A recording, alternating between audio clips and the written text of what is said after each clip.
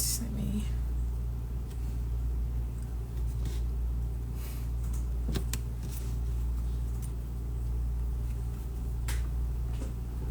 Hello, hello, hello. Alright, Denny, I'll add you. Denny, I'll add you in like a few seconds.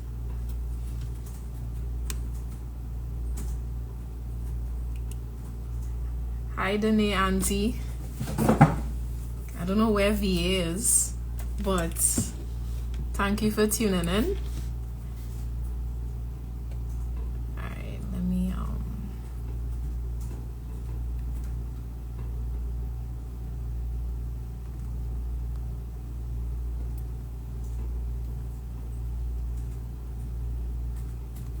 Alright, so let me add you here. Under there. Greetings, Champagne, Paris. Oh, Virginia. Okay, cool. Shout out to Virginia in the house. Hi, Denise.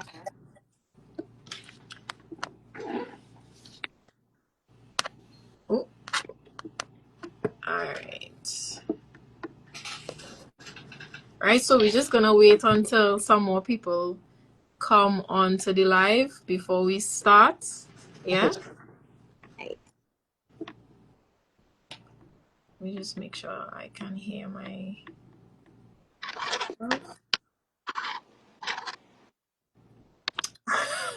Thanks, Alicia. Thank you. Right. Let's see. Okay, cool. Tell us what you had for breakfast this morning, now, Denny. What did I have for breakfast? I had a sourdough sandwich with dairy-free. Very fancy. Yeah. Wow. Not just go to. And well, lunch. Any lunch or? I just had some jasmine rice with dal and jeera neck. Oh, it was so good. You eating bigger than all of us here? Yeah, you eating bigger than all of us. Okay. What did I have? Nothing that worth mentioning. I can't beat sourdough bread, you know? And I haven't had lunch yet, so. Alright, so for those of us who are in the live currently, feel free to share the live with as many people as you want to share it to, just so that they could tune in and hear what Denée has to share this evening.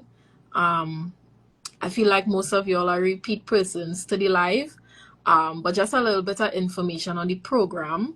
Denée is a fellow with the AMPLIFY Connect Creative Social Enterprise Fellowship. Somebody saying they're not seeing anything. You seen me, Denée? Talk to us. I'm seeing you, yeah. Everybody else seeing and hearing what's going on? Let's do a quick check before we going on. Yeah? Alright, so I'm not sure what's going on, Miss D. You might have to come out of your IG app and come back in and see if that helps. Alright, so I'm not sure. Yeah? Alright, cool. So yes, Denée is a fellow with the AMPLIFY Connect Creative Social Enterprise Fellowship, and this fellowship is funded by the JB Fernandes Memorial Trust 1. And it's just a fellowship that's going to continue for the next 8 months, where accelerators and the fellows are going to dive into what it means to start a creative social enterprise, a for-profit creative social enterprise, and they're going to learn a lot of different strategies to developing scalable solutions for social challenges with their businesses. So with that, Denée, tell us a little bit about yourself. Yeah, so currently I'm a visual artist part-time. I do work full-time. I started painting in 2011, I think it was, in secondary school. So I did art for CSEC, straight up to CSEC, and I graduated in 2016. After that, I did stop painting for a while. So it was only until I think it was in 2022 during the pandemic where I had like nothing to do. I started back painting. I think I needed an avenue to express myself, and that's why I started back painting. And funny, enough, I started back painting. I came across the Art Society of Trinidad and Tobago, and I joined them the following year. Okay, awesome. So you said that you're an artist part-time and you Hmm. work full-time. So what is your work full-time? So my job is completely opposite. I am an embalmer. I, I beg your pardon. I beg your pardon. What? Yes. Tell us a little bit about being an embalmer. What can I say? But I started working in a funeral home during school. Like I wanted a job. I had this like morbid obsession with death.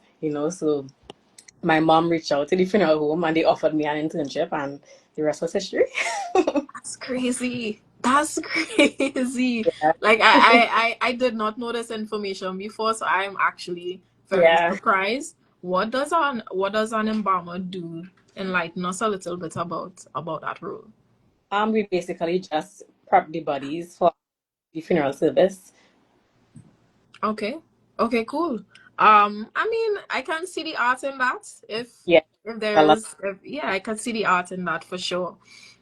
So I'm realizing that a lot of persons, so far that we've interviewed for the program, have they had these talents and they had these passions that COVID seemed to have reignited for some Yeah. reason. That isolation really made us tap back into our creative sides and explore our passion. So that's cool.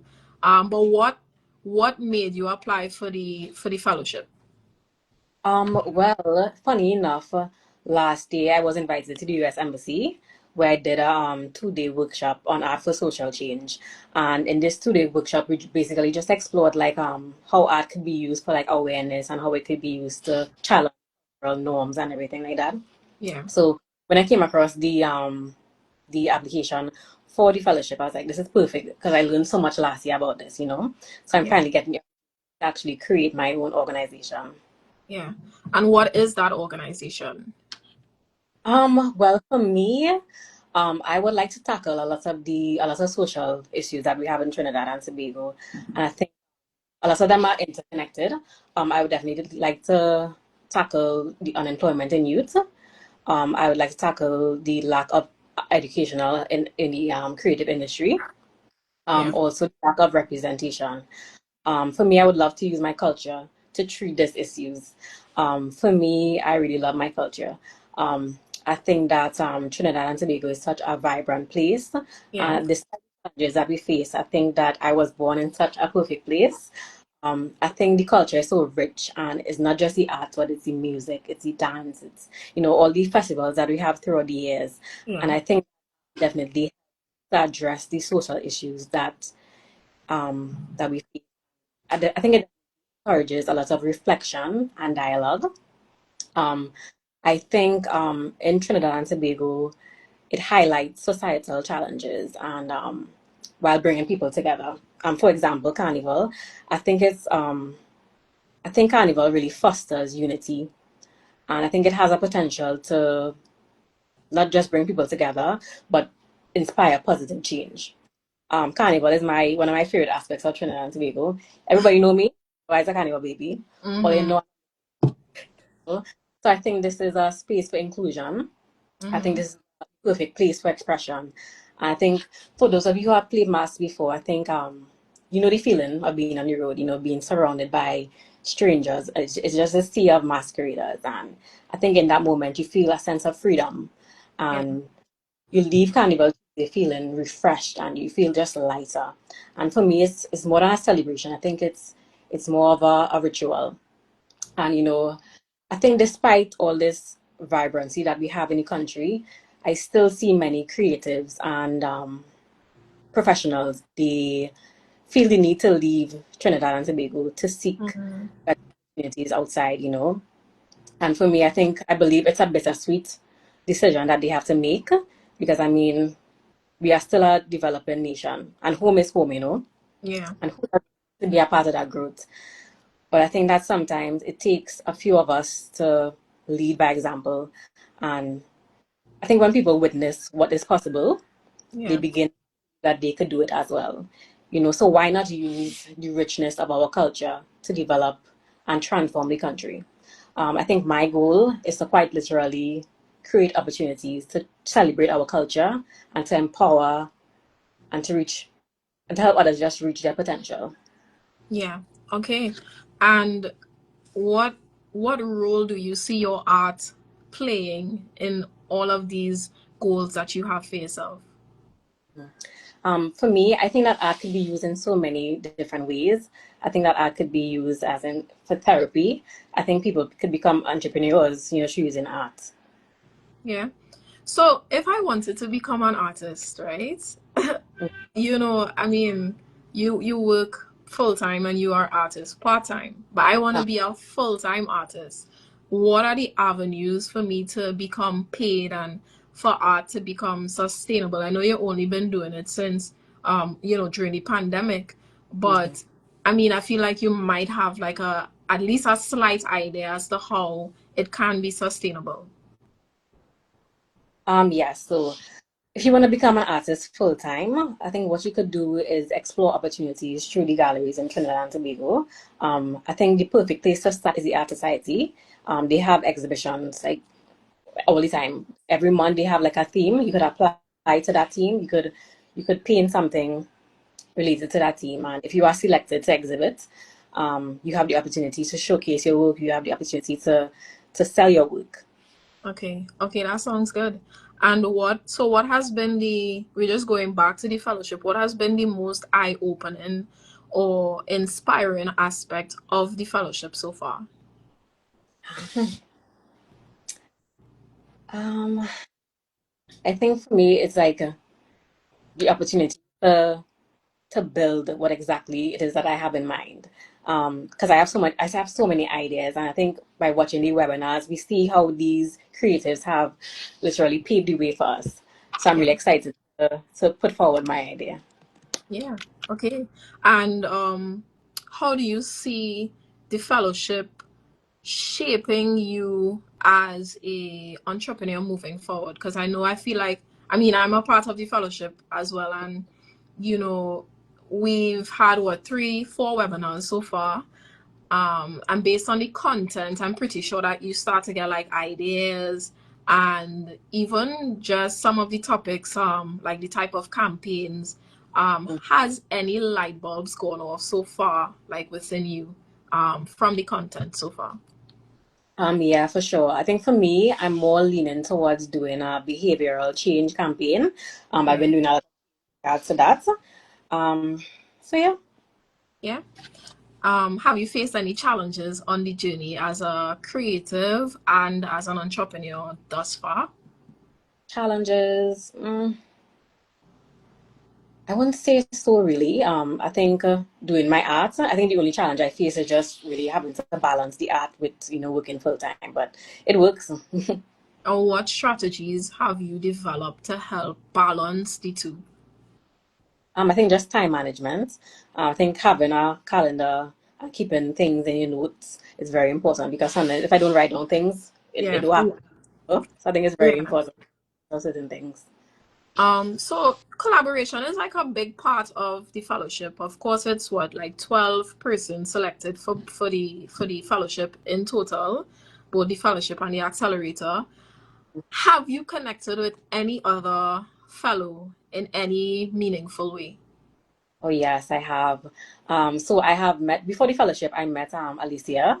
I met her at the Art Society. I think it was in February, and right now we are trying to do a collaboration. We're trying to do something for the Emancipation Village. So I'm really looking forward to that. Yeah, Other than that Richard Noel had reached out to me. He's taking part in the I think it's Miss Trinidad, Mr. Trinidad and Tobago. yeah, The he reached out to me to paint on one of his gowns that he would be using for the Oh, pageant. okay. Yeah. Yeah. All right.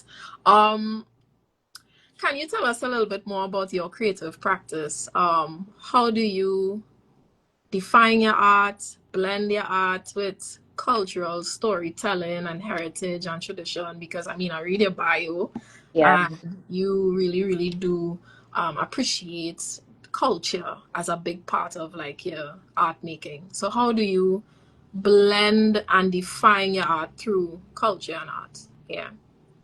Yeah, so the way how I begin a painting, I always look for inspiration in everyday life.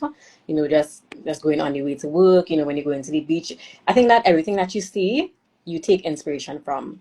Yeah. Other I'm on Pinterest 24/7, so I do take inspiration from that. Yeah. Yeah. Yeah. Yeah. To enjoy the art of storytelling. So I have an upcoming exhibition in June.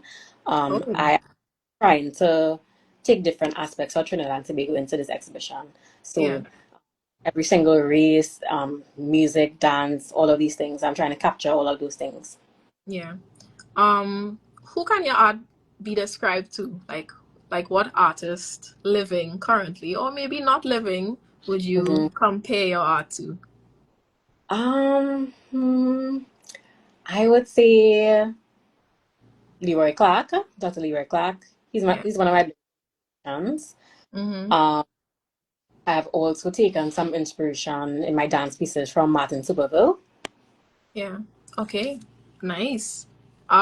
So I had to browse your Instagram and kind of, well, I mean, I've been browsing all of the fellows Insta and keeping up with them and stuff. But I saw recently that you had an exhibition with We Say Yes. But This image with three women, and mhm, like a multicolored type of painting. yeah. What themes, well, I know the general big themes, but what sub themes keep reoccurring in your work?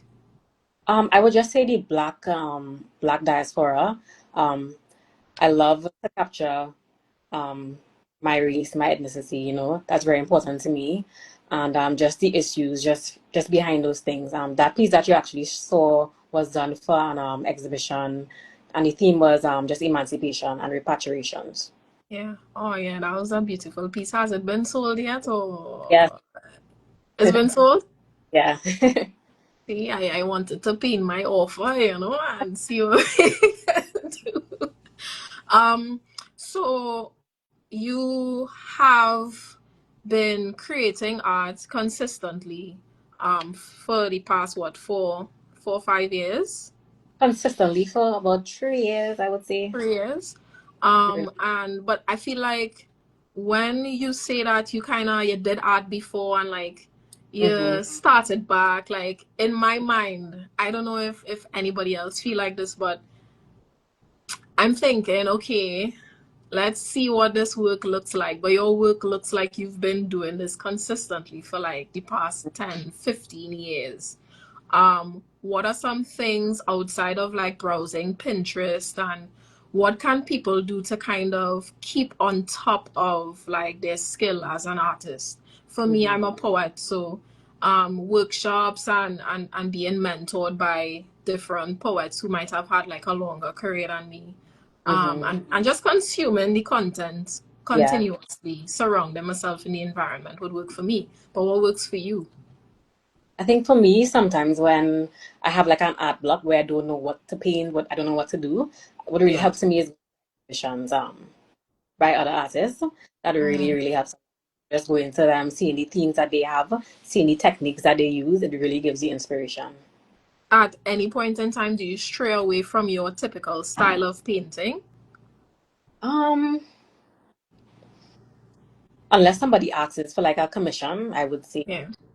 I do Oh, try to do this. okay. And what was usually your mediums? What do you stick to usually? I typically do acrylics as well as mixed media pieces. Okay. All right. Now, the journey of just being a creative usually in Trinidad is not an easy one, at least in my experience. It's not easy. I feel like in Trinidad and Tobago, I feel like maybe artists, like visual artists, get a little bit more respect than some of the others. That's just my opinion. But it's a community of artists celebrating that community of artists. What is something you think we could do more of Mhm. to really celebrate and push creatives, but also the work of artists like yourself forward? Um, Honestly, I feel as though the authorities, they need to invest more in us, invest more in the art forms and all these things. Yeah. And what are some examples of things they can invest in? For example, like the Art Society, I feel like they should do a lot more in terms of not just investing, but they should have collaborations with the government organizations. Yeah. For example, certain holidays coming up, we should do themed events like that. Not just but we can have spoken word. We could do different things like that. Yeah. And if you had to summarize a vision for your art and its impact, what would that be? Mm. Um, I would just like to continue to expand my art practice. I would just like to continue to be able to tell stories and for these stories to show the cultural heritage. Yeah. Um, do you feel like there is enough storytelling of our stories here in Trinidad and Tobago? And what do you think could encourage people to tell more of those stories? Because I know we know that your mandate is to explore our culture and just represent us, people of the diaspora, a little bit more.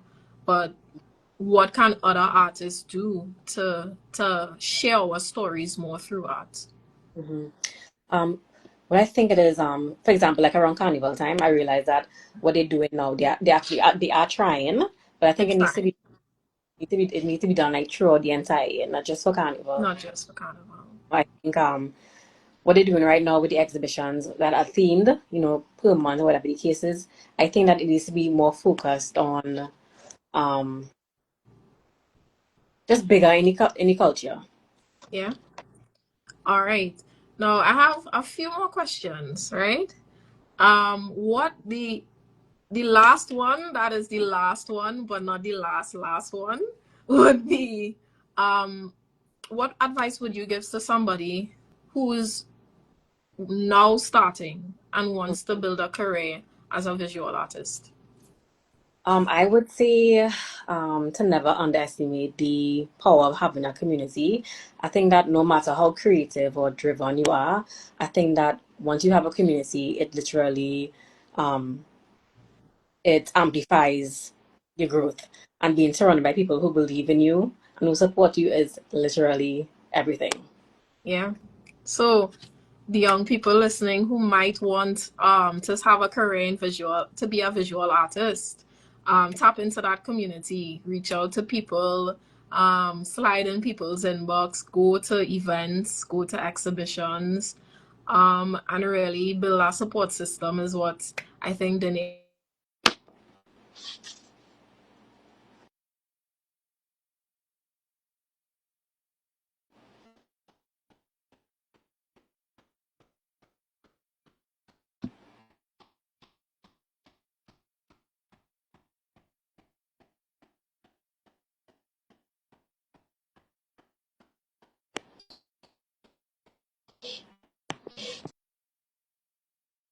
Are you all hearing me?